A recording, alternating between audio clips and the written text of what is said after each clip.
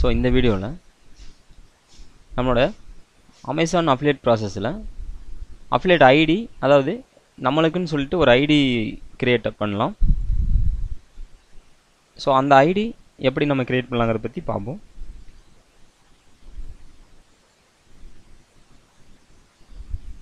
அதாவது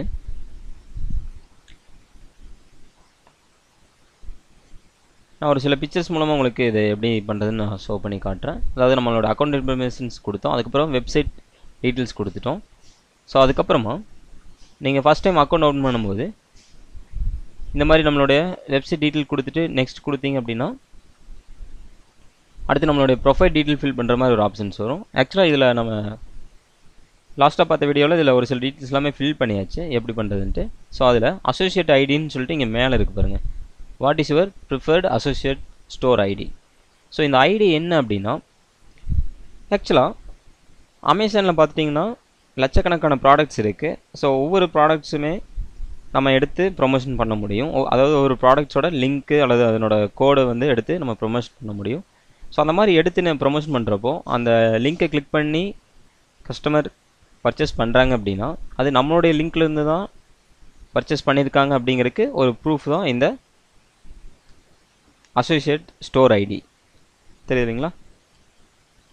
ஸோ இப்போ நம்ம இந்த ஐடி கிரியேட் பண்ணிட்டோம் அப்படின்னா இதுக்கு அடுத்தது இந்த அமேசான்லேருந்து அமேசான் ப்ராடக்ட்லேருந்து நம்ம ப்ரொமோஷன் பண்ணும்போது அந்த ப்ரொமோஷனோட லிங்க்கில் வந்துட்டிங்கன்னா இந்த ஐடி கண்டிப்பாக இருக்கும்.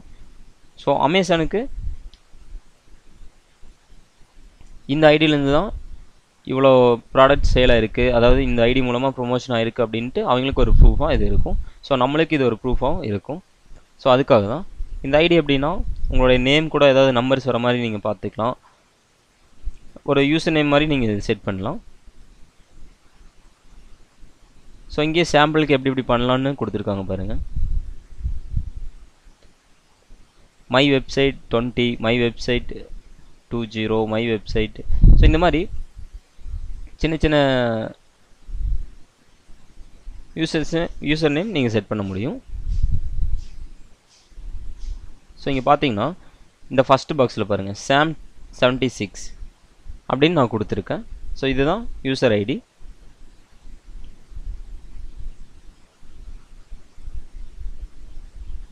ஸோ அடுத்ததாக நம்ம அக்கௌண்ட் க்ரியேட் பண்ணதுக்கப்புறமா ஸோ இது எல்லாமே என்னங்கிறத நான் லாஸ்ட் வீடியோவில் உங்களுக்கு சொல்லியிருந்தேன்.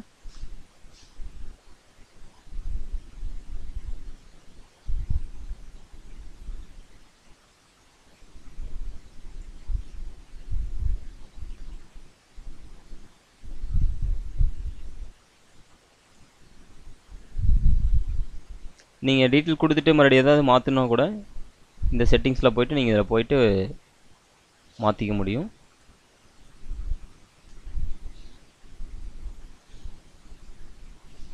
இங்கே இருக்கு இல்லைங்களா, சாம் 7621.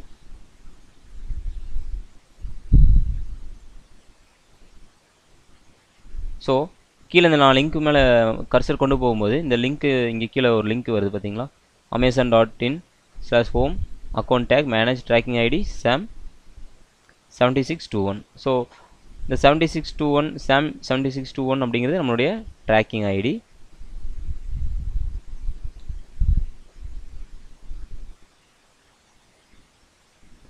இங்கே இருக்குது பாருங்கள், மேலே நீங்கள் அக்கௌண்ட் செட்டிங்ஸ் கீழே பார்த்துட்டிங்க அப்படின்னா மேனேஜர் ட்ராக்கிங் ஐடின்னு இருக்கும். ஸோ அதில் இந்த வீடியோவில் நம்ம ட்ராக்கிங் ஐடி வந்துட்டு எப்படி ஆட் பண்ணுறதுன்னு பார்த்துருந்தோம். அடுத்த வரக்கூடிய வீடியோவில் நான் ஆல்ரெடி சொன்ன மாதிரி இந்த பேமெண்ட் இன்ஃபர்மேஷன்ஸ் எப்படி ஆட் பண்ணலாங்கிறது, அதே மாதிரி நம்மளுடைய வெப்சைட்டில் எப்படி மானிட்டைசேஷன் ப்ராசஸ்க்கு இதை ஆட் பண்ணலாங்கிறத பற்றி எல்லாம் பார்ப்போம். தேங்க்யூ.